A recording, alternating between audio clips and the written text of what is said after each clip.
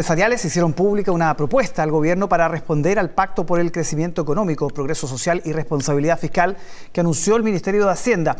Si bien los empresarios valoraron la iniciativa del Ejecutivo, consideran que no es suficiente para el nivel y velocidad de reactivación que se requiere, dijeron. En concreto, piden reducir el impuesto de primera categoría al 23% y avanzar en la reducción del impuesto total que paga el capital a 35%. Por eso queremos conversar esta noche con el presidente de la CPC, Ricardo Meves. ¿Cómo está, Ricardo? Muy buenas noches, gracias por acompañarnos. Muy buenas noches, Álvaro, un gusto estar contigo. Gracias por estar acá para explicar esta propuesta, donde yo lo decía, ustedes valoran lo que ha planteado el gobierno, pero dicen que no es suficiente. ¿Por qué no es suficiente? Primero, un poco de contexto. Llevamos 10 años, Álvaro, en que el país no ha crecido como lo hacía antes del 2014, una falta de productividad importante y por lo tanto era necesario que aceleremos todo lo que el gobierno ha planteado y por lo tanto también nosotros estamos planteando medidas adicionales que permitan realmente acelerar este proceso de crecimiento, porque esto tiene un impacto muy importante en las personas. Podemos generar mejores puestos de trabajo, podemos mejorar aumentos en los salarios también y por lo tanto para nosotros es fundamental avanzar en esta línea y de ahí entonces nace esta propuesta. Y esta propuesta tiene que ver con algo que ya hemos dicho hace algún tiempo. Nos parece que para mejorar la competitividad tributaria, para mejorar también la recaudación fiscal, para mejorar los problemas que hay hoy día de evasión, claramente se necesita una cosa distinta, pensar un poco fuera de la caja. Y es ahí donde entonces nosotros estamos llegando con esta propuesta que de alguna manera también nos hace más competitivos desde el punto de vista tributario. Vamos a las cifras. ¿Por qué reducir el impuesto de primera categoría al 23%? ¿Por qué se fija ahí? Porque ese es el promedio hoy día que tienen los países OCDE y es ahí donde generalmente nos estamos comparando para mucha política pública y por lo tanto nos parecía adecuado ir convergiendo entonces hacia ese 23% de tal forma, como te decía, de ser competitivos con el resto de los países OCDE, pero también con los países de la región. Y ahí cuando vemos la tasa total que pagan los chilenos respecto de países como Argentina, Perú, Brasil, ¿no es cierto? Ellos están básicamente en un total de un 35-36%, puntos más, puntos menos. Y nosotros estamos en el 44,5%. Por eso que nos interesa, para competir de una mejor manera, ir hacia esos números. Y la propuesta hasta ahora de pacto fiscal del ministro de Hacienda, ha sido complejo avanzar en términos políticos. ¿Cómo ve esa situación donde el gobierno, ya sabemos, no tiene mayoría en el Senado, por ejemplo, y donde también lo ha amarrado de alguna manera, ya vamos a profundizar en eso, con lo que va a pasar con el 6% adicional de cotizaciones previsionales? ¿Cómo ve ese panorama en lo político? Sin duda, pero aquí hay cosas que nosotros rescatamos, tú lo decías al principio, ¿no es cierto?, y que tiene que ver además con 4 proyectos de ley que apuntan a los permisos sectoriales, apuntan a un cambio en la ley de medio ambiente, apuntan también a mejorar las concesiones marítimas y el otro proyecto de ley que también apunta a los bienes, digamos, nacionales. Entonces, cuando uno ve ese set de política, uno dice, sí, vamos en el camino correcto. No hemos visto todavía el detalle de los permisos sectoriales, esperamos ya que apenas ingrese poder debatir. En eso nos hemos comprometido también con el ministro Grau de poder conversar y plantearle nuestras inquietudes de ese proyecto en particular, pero creemos que va en el camino correcto. Lo que nos ha informado el gobierno es que tiende a reducir una cantidad de permisos importantes en términos del tiempo de la tramitación, que es lo que más va encareciendo cada proyecto que Chile necesita hoy día para crecer. Sí, hubo reacción de la CUT, y esto le quiero preguntar, porque ellos plantean en un comunicado de esta tarde que a cambio de eso, a cambio de la reducción del 27 al 23, dice la CUT, está proponiendo al empresariado subir impuestos a quienes reciban ingresos inferiores a 750.000 pesos. Ahí está el comunicado. ¿Qué pasa? ¿Ustedes proponen eso? No hemos dicho eso, no está escrito en nuestro documento.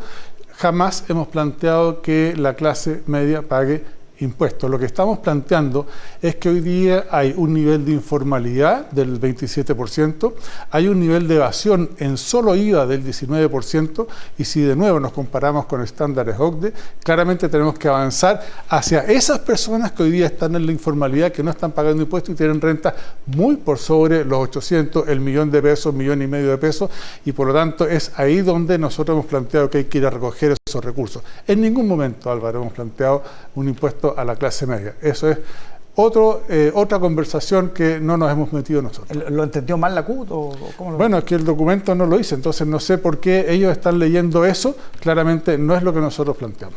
Sobre el 6% de cotización adicional, el gobierno después del plebiscito, que marca como un quiebre en el escenario político, planteó una fórmula nueva, dicen ellos, para otros es prácticamente lo mismo, el 1-2-3, ¿no? Con este 1% que iría a la cuna y situaciones similares.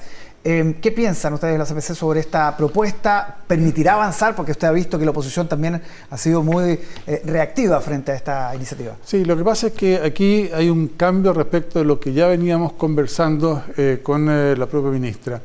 Y, por ejemplo, poner un punto para Salacuna, ¿no es cierto? Bueno, eso es salirse un poquitito de lo que tiene que ver con pensiones propiamente tal. Entonces yo creo que hay que seguir conversando en este proyecto para realmente dar una solución a las pensiones de quienes hoy lo necesitan y también de quienes la necesitan en el futuro. Pero esto que no vaya toda la capitalización individual, que es lo que ha dicho siempre la oposición, ¿a ustedes le parece razonable? ¿Sienten que hay que avanzar, por ejemplo, en un 3-3, un 4-2? No sé. A nosotros nos gusta, Álvaro, la capitalización individual, sin embargo, en aras de lograr algún mecanismo que permita destrabar lo que hoy día se está conversando, bien podemos también conversar respecto de esos temas. Claramente esta negociación se hace en el mundo político, se hace en el Congreso. Nosotros ya hace rato que hemos dado nuestra opinión, hace rato que hemos conversado también con la ministra del Trabajo y por lo tanto cualquier otro antecedente estamos de nuevo disponibles para poder conversar con ellos. ¿Pero hasta dónde le parecería razonable? ¿4-2? ¿3-3? 5-1, pero es que como hoy día el 1, ¿no es cierto?, es a la cuna que empieza de alguna manera a mezclar las cosas, quizás puede ser un 4-2, pero no me quiero amarrar con la cifra porque aquí hay especialistas que nos pueden decir cuál es la mejor cifra para mejorar las pensiones para quien lo necesita. Ya, hablemos de seguridad, un tema que siempre han estado atentos, sobre todo en el tema del comercio, los servicios. ¿Apoya esta idea, por ejemplo, de nombrar, de citar al COSENA, de decretar estado de excepción, que se cite la ley de infraestructura crítica? ¿Le parece que esas medidas que se han mencionado en el mundo político pueden de alguna manera ayudar a combatir la inseguridad que se está viviendo, una crisis que este fin de semana dejó varios muertos con tiroteos? Mira, en principio todas las herramientas que el Ejecutivo pueda llamar para conversar de cuál es la mejor opción nos parece que está absolutamente dentro de sus atribuciones. Pero también convengamos en que si se establece un estado de sitio que va a limitar el movimiento de las personas, eso como país nos hace muy mal. Nos hace muy mal lo que estamos viviendo hoy día. Estos asesinatos que se vieron el fin de semana nos hacen muy mal respecto a la imagen internacional, respecto de nuestros clientes cuando nosotros vendemos los productos de exportación. Nos hace muy mal.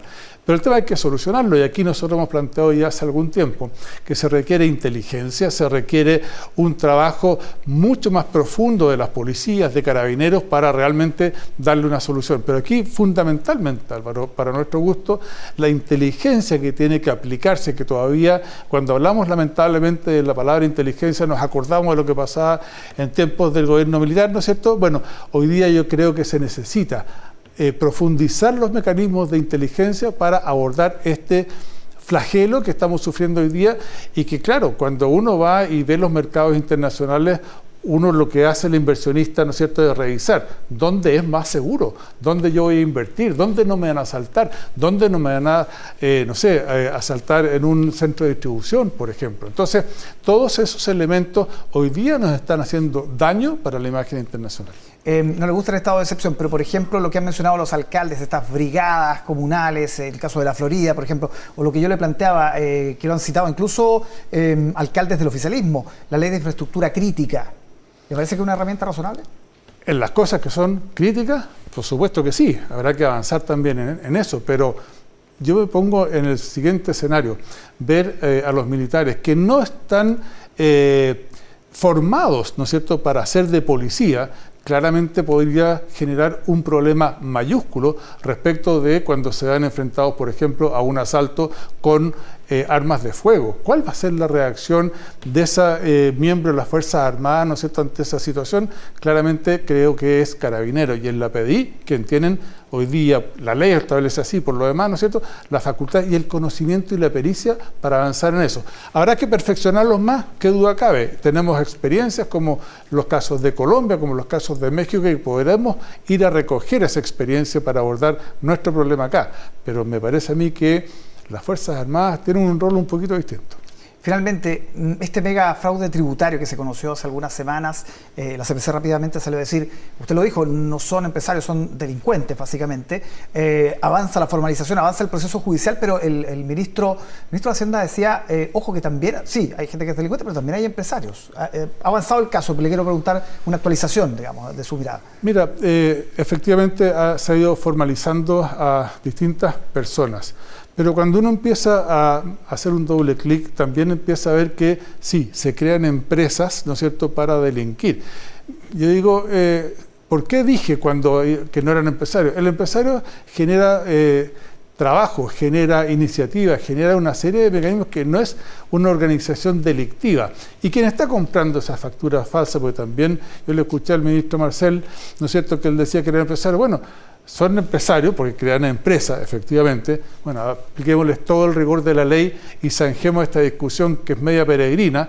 Y aquí lo que es importante, Impuestos Internos tiene que hacer bien su trabajo, la Fiscalía también, todos los organismos de control para eliminar, y desde el punto de vista del sector privado también, para eliminar cualquier indicio de corrupción. Tenemos que ponerle todo el peso de la ley en ese sentido para que estas cosas no se repitan. ¿Y una suerte de control interno dentro de los mismos empresarios es factible? Absolutamente, y nosotros estamos ahí, planteamos hace tiempo ya un código de ética empresarial y nosotros empujamos para que todas las ramas con sus socios, porque esto hay que llegar también a la empresa, que es el último eslabón, o el primero si tú quieres, pero claramente muchas veces los gremios no tenemos las herramientas eficaces para llegar a saber lo que pasa en esa empresa. Hacemos mucho esfuerzo, la verdad es que este año que terminó recién ha sido durísimo en estas materias, pero claramente creo yo que el tono con el cual hemos salido a condenar este tipo de hechos ha sido muy claro, muy explícito,